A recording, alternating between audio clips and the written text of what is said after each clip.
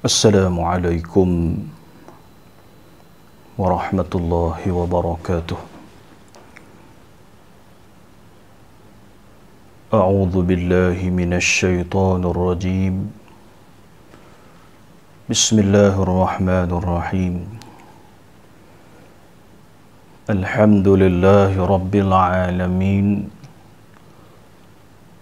Wassalatu wassalamu ala asyrafil anbiya'i wal mursalin wa ala alihi wa sahbihi ajma'in.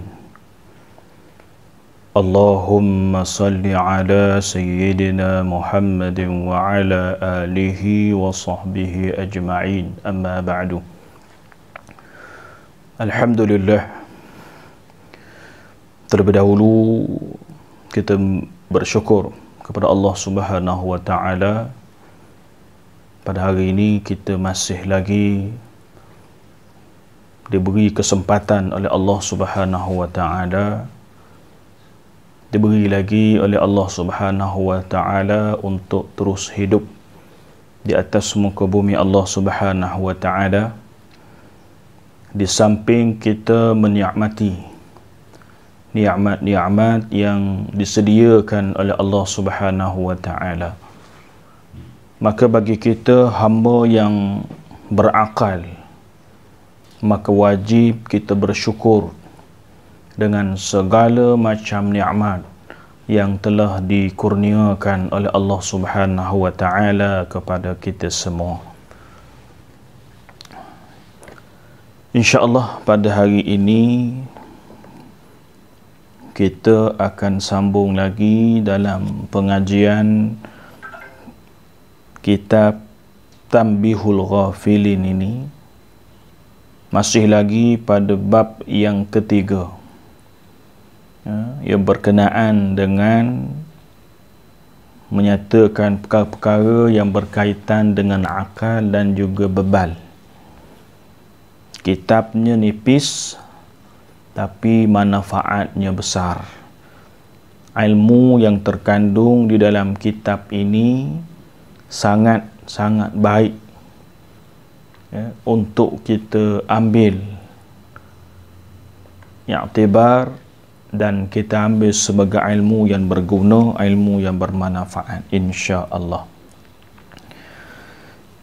Qala muallif rahimahullahu ta'ala wa nafa'ana bi'ulumihi fid daraini amin ya rabbal alamin.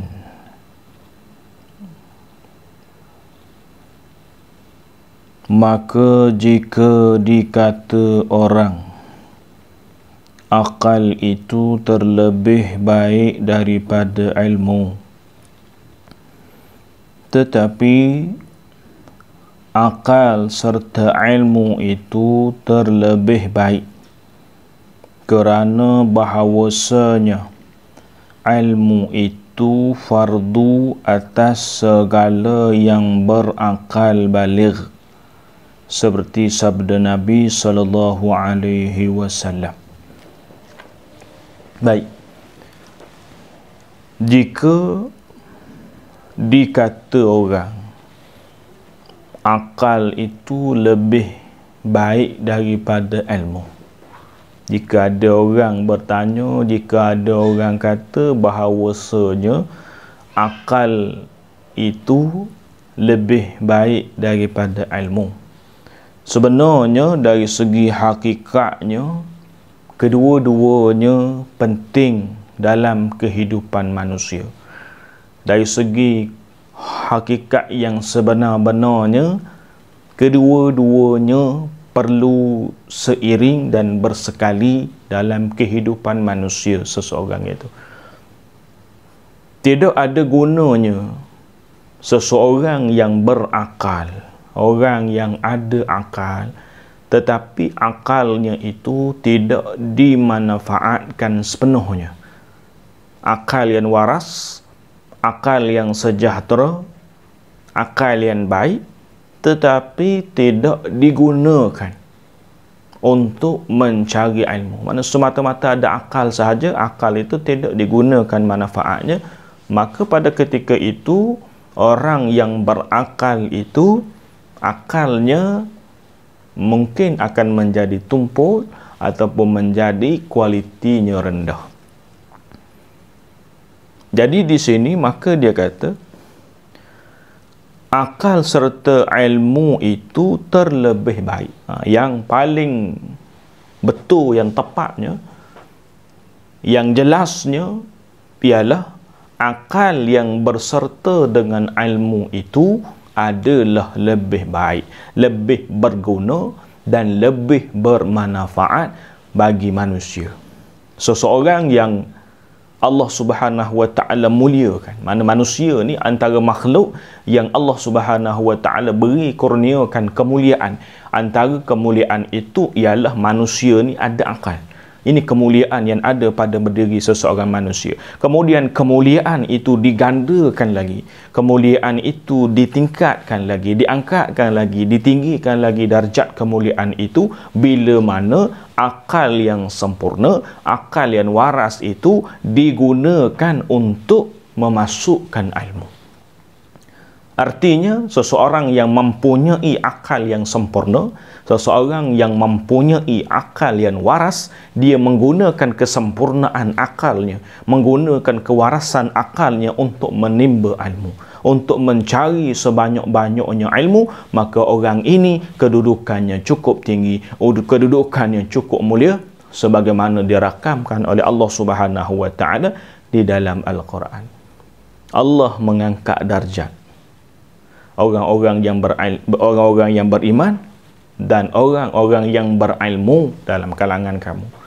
Allah angkat, Allah tinggikan, Allah berikan kemuliaan dalam kalangan manusia yang beriman itu, dan dalam kalangan orang yang beriman itu dia ada kelebihan ilmu, maka Allah tinggikan darjat dia, Allah angkatkan darjat dia, Allah Ta'ala muliakan dia dengan ilmu pengetahuan yang bermanfaat.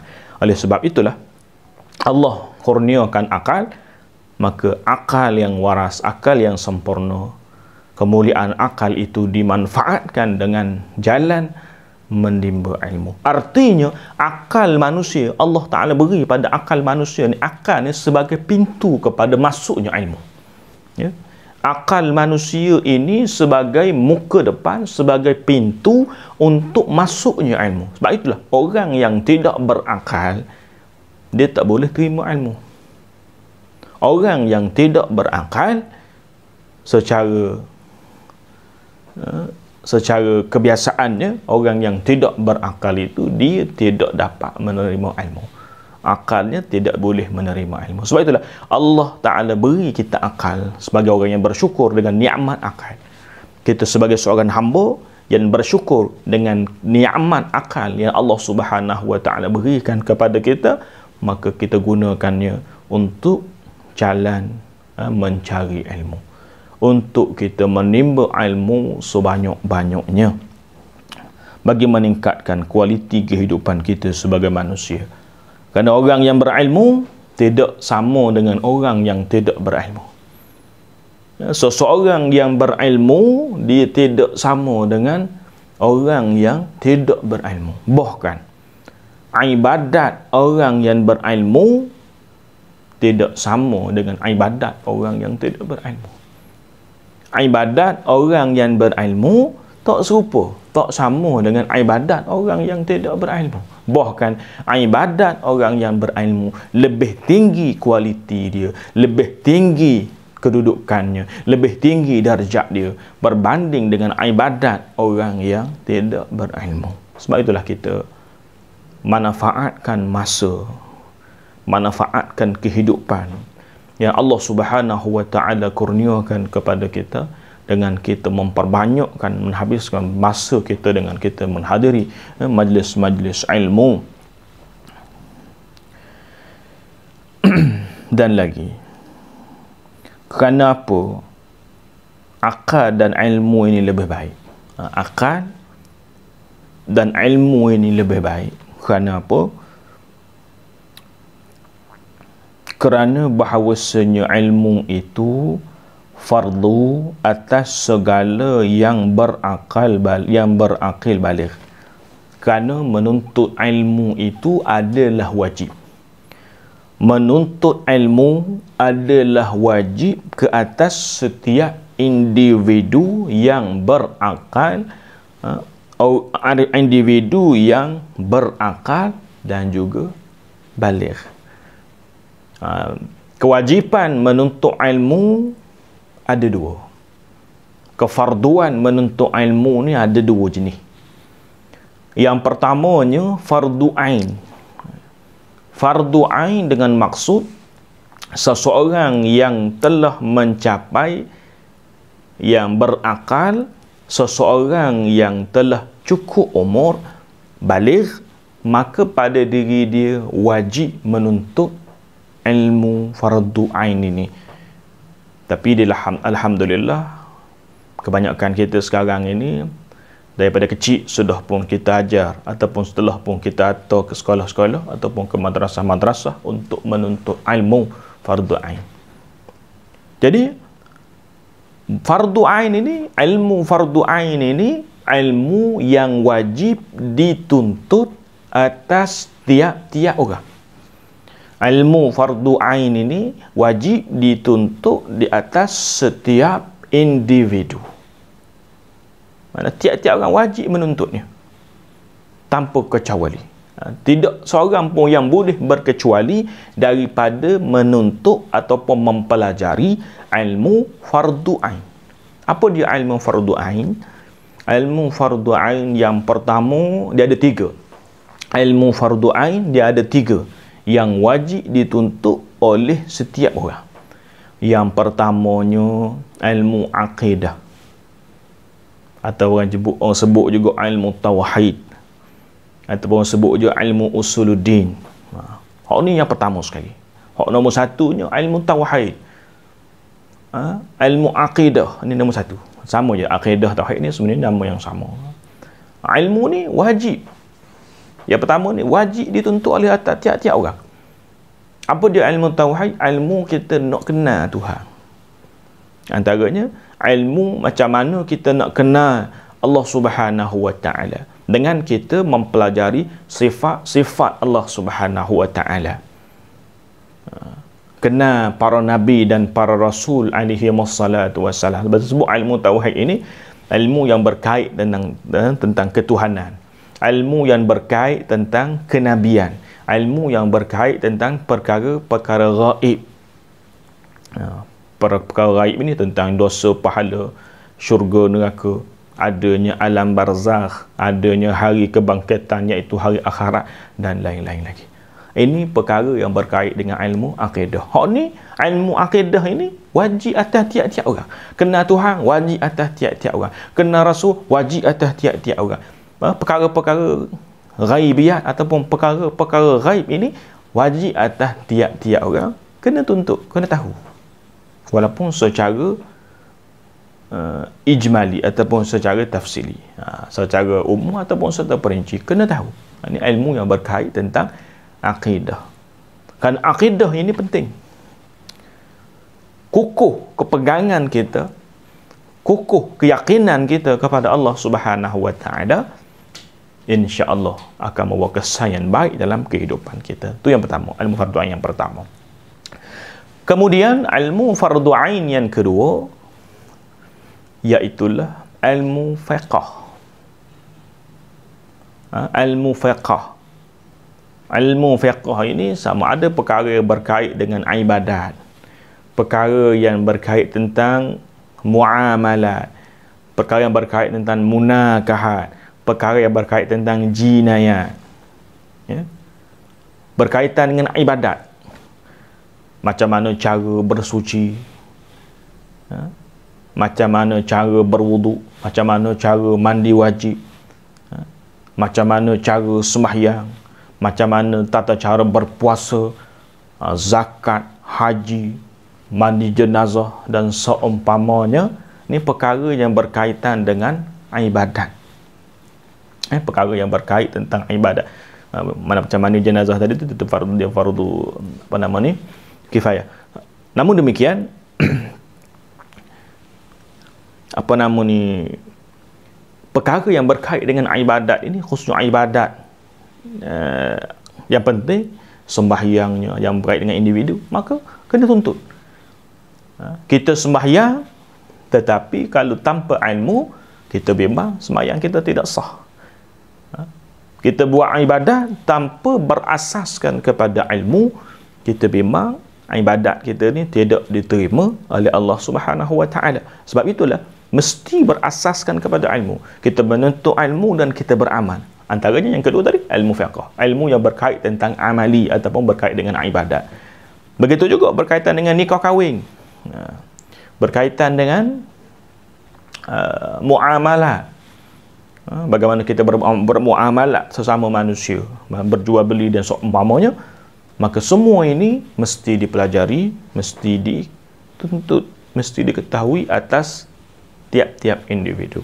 Kemudian yang ketiganya, ilmu tasawuf, atau kita sebut juga ilmu akhlak. Orang sebut juga ilmu akhlak. Jadi ilmu tasawuf ataupun ilmu akhlak ini perlu juga, penting atas tiap-tiap individu Muslim. Untuk apa? Supaya dia boleh kenal. Antaranya tujuannya ialah bagaimana dia nak menghiasi dirinya dengan sifat-sifat mahmudah. Bagaimana dia nak menghiasi dirinya dengan sifat-sifat yang baik, dengan sifat-sifat yang terpuji. Pada masa yang sama, dia nak kikih daripada sifat-sifat yang keji ataupun sifat-sifat yang tidak baik. Nak bersihkan hati dia, nak mensucikan hati supaya hatinya bersifat dengan sifat-sifat yang baik. Sifat rendah diri, syukur, sabar dan lain-lain lagi. Dan pada masa yang sama nak buang sifat-sifat yang boleh membinasakan manusia, sifat-sifat yang boleh merosakkan manusia, sifat-sifat yang tidak baik, sama ada zahir ataupun batin. Nak buang sifat-sifat yang buruk yang ada pada anggota-anggota zahir, mata, mulut, hidung, telinga, tangan, kaki, perut. Nak buang sifat-sifat yang tak baik ataupun sifat yang keji daripada anggota ini, nak diisi, nak diadakan ataupun nak ada pada sifat anggota kita ni sifat-sifat yang baik, sifat-sifat yang terpuji. Buang sifat yang keji, sifat yang buruk, diganti dengan sifat yang terpuji. Begitulah juga dari segi batinnya, dari segi hati. Nak buang sifat-sifat yang keji, sifat-sifat yang buruk, dengki, sangka buruk dan lain-lain lagi lah.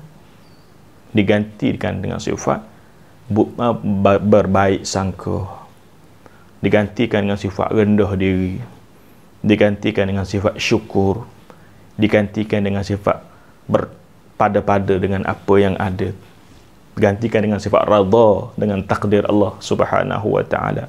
Ini buang sifat yang tak baik, digantikan dengan sifat-sifat yang baik. Ini ilmu tasawuf. Jadi tiga ilmu tadi, ilmu tauhid, ilmu fiqh dan juga ilmu tasawuf. Ini ilmu yang wajib dituntut, ni bahagian pertama. Ilmu yang wajib dituntut fardu ain atas tiap-tiap individu, atas setiap orang wajib menuntutnya. Kemudian yang kedua, ilmu fardu kifayah. Ya, ilmu fardu kifayah. Ilmu fardu kifayah ini ilmu yang mana jika ada sebahagian yang lain telah pun mempelajarinya, sebahagian yang lain telah pun menuntutnya, maka sebahagian yang lain terlepas daripada dosa. Ini ilmu fardu kifayah. Ini secara berkumpulan. Maknanya sebahagian yang lain melakukan, mempelajari ilmu tersebut, maka sebahagian yang lain terlepas daripada dosa. Jika sekiranya tidak ada seorang pun yang mempelajari ataupun menuntut ilmu tersebut, maka semua sekali akan berdosa. Tapi kalau ada seorang atau sebahagian yang telah menuntutnya, maka semua sekali terlepas daripada dosa. Umpamanya ilmu-ilmu lain lah, ilmu perubatan, ilmu astronomi, ilmu sains, ilmu matematik, ilmu sejarah, ilmu geografi dan lain-lain ilmu. Ini ilmu fardu kifayah, wajib dituntut. Jika sebahagian menuntutnya, maka sebahagian yang lain terlepas daripada dosa. Sebab itulah kita dalam Islam, di samping kita mementingkan ilmu fardu ain, pada masa yang sama Islam juga menekankan kepentingan kita, meningkatkan kualiti kita dengan menuntut ilmu fardu kifayah. Ilmu fardu ain ini mesti semua ada. Maka ilmu fardu kifayah ini mungkin ada sebahagian menuntut ilmu geografi, sebahagian menuntut ilmu sains, sebahagian menuntut ilmu astronomi, sebahagian menuntut ilmu perubatan, sebahagian menuntut ilmu kejuruteraan, sebahagian menuntut ilmu falak, sebahagian menuntut ilmu ini, maka akhirnya semua sekali terlepas daripada dosa. Sebab itulah ketamadunan manusia, ketinggian martabat insan manusia itu bila mana menguasai pelbagai ilmu. Kita menguasai asas ilmu fardu ain, pada masa yang sama kita menguasai ilmu-ilmu fardu kifayah. Jadi seorang doktor yang hebat, yang menguasai ilmu fardu ain, di samping dia hebat dari segi perubatannya, dia boleh hebat dari segi ibadat dia. Di samping dia hebat dari segi perubatannya, dia boleh berkhutbah, boleh berkuliah, boleh menyampaikan ceramah dan seumpamanya. Jadi seorang engineer, di samping dia hebat dalam bidang engineernya, pada masa yang sama dia hebat dalam ilmu agama. Dia engineer yang boleh berkhutbah Jumaat, engineer yang boleh menjadi imam salat, engineer yang boleh menyampaikan ceramah dan seumpama. Ini yang kita nak lahirkan dalam masyarakat kita, masyarakat yang berilmu, bukan hanya menguasai ilmu fardu ain, tapi pada masa yang sama menguasai ilmu fardu kifayah. Maulah kemuliaan sebuah ketamadunan manusia itu, ketamadunan itu bangkit dengan berasaskan kepada ilmu. Maka ambillah kesempatan, peluang yang ada, kita habiskan, kita gunakan untuk kita menuntut ilmu. Terutamanya bagi anak-anak yang masih lagi peringkat fikirannya boleh menerima kepelbagaian ilmu, fikirannya masih segar, belum berserabut dengan masalah-masalah. Maka ini peluang, kalau bagi ibu bapa, bagi peluang kepada anak-anak untuk menerokai pelbagai bidang. Asas ilmu agama kuasai, kemudian bidang yang lain buka kepada anak, beri peluang dan ruang kepada anak-anak untuk kuasai, untuk terka bidang-bidang berdasarkan minat. Tak ada masalah. Anak-anak kita minat dalam bidang astronomi, agama kuasai, buka jalan, dorong jalan untuk dia kuasai dalam bidang astronomi dan seumpamanya. Dan bidang-bidang yang lain pun sama penting. Sebab itulah Islam ini bangun, Islam ini tinggi dengan ilmu. Ketamadunan Islam ini bangun dengan berasaskan kepada ilmu pengetahuan. Sebab itulah kita wajib sangat-sangat menuntut ilmu. Di samping kita mempunyai kelebihan-kelebihan yang besar, kelebihan-kelebihan yang lain, menuntut ilmu ini. Tingginya seseorang manusia itu dengan ketinggian ilmu. Sebab itulah ambil peluang, memperbanyakkan ilmu, tuntut ilmu, sehinggalah kita menghadap Allah Subhanahu wa taala. Jadi menuntut ilmu ini fardu atas setiap orang, atas sama ada fardu ain ataupun fardu kifayah tadi lah. Fardu ain ilmu agama tadi, dan fardu kifayah ilmu-ilmu yang lain yang disebutkan tadi. Jadi kedua-dua ilmu ini mesti dituntut, mesti dipelajari supaya masyarakat kita menjadi masyarakat yang berilmu, masyarakat yang mempunyai modal insan yang hebat, modal insan yang tinggi kedudukannya, bukan hanya tinggi kedudukan di dunia ini, dan insya-Allah mudah-mudahan kedudukan yang tinggi di sisi Allah Subhanahu wa taala kelak. Seperti sabda Nabi sallallahu alaihi wasallam, hadis Nabi sallallahu alaihi wasallam, man sadaqa lisanuhu wa tala samtuhu wa salima an-nasu min syarrihi fadzalika 'aqilun wa in kana la yaqra'u kitab Allah ta'ala. Barang siapa benar lidahnya, lagi berpanjanganlah diamnya, sejahteralah ia daripada kejahatan segala manusia.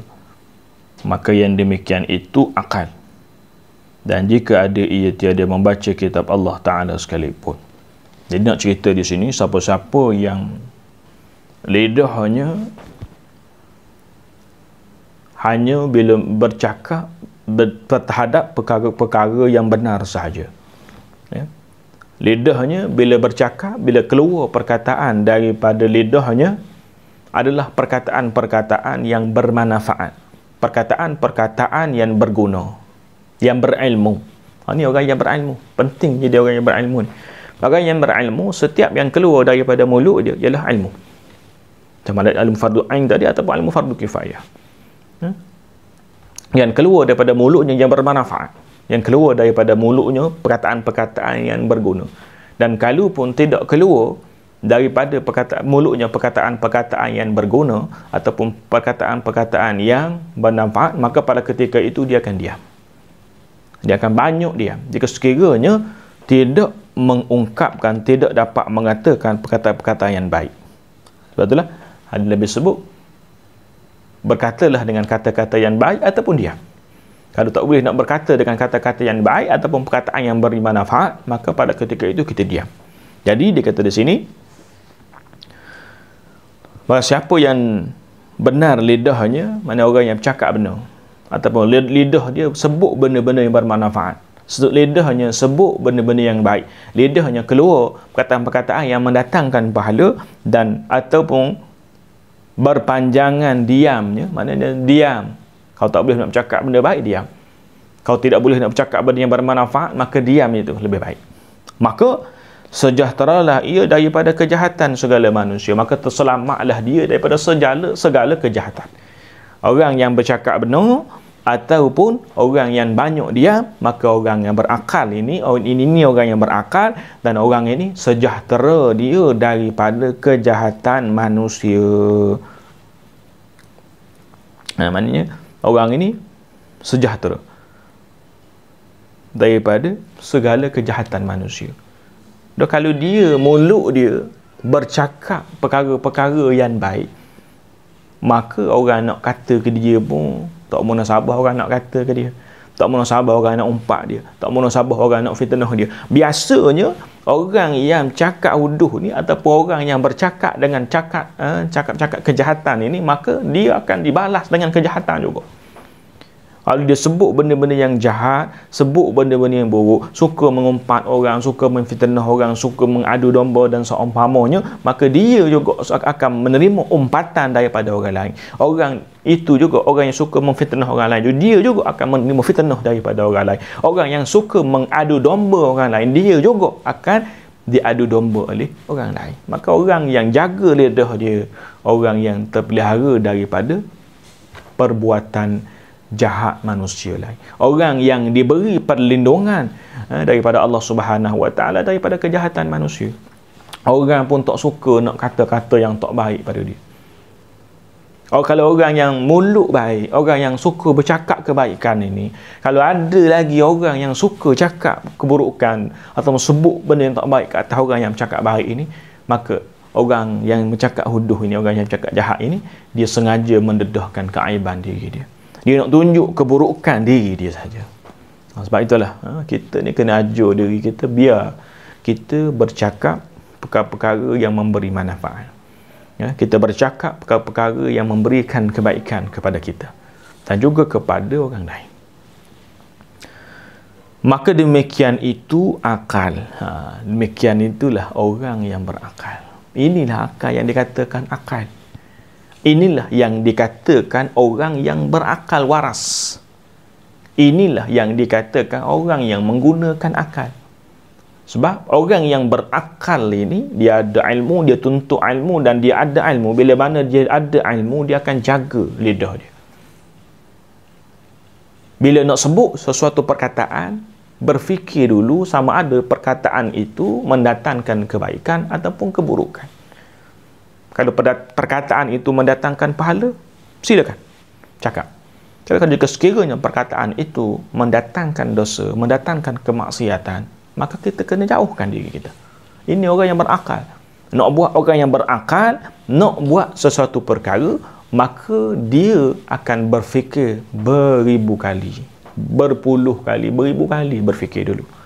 Sebab kesannya besar daripada apa yang kita buat.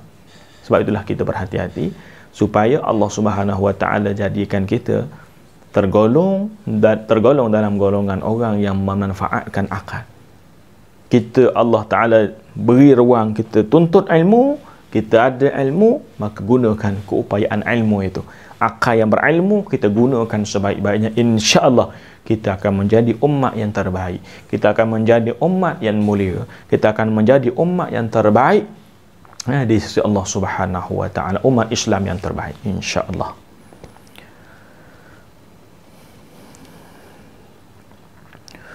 Bermula, akal itu yang takut akan Tuhannya dan mengira-ngira ia akan dirinya.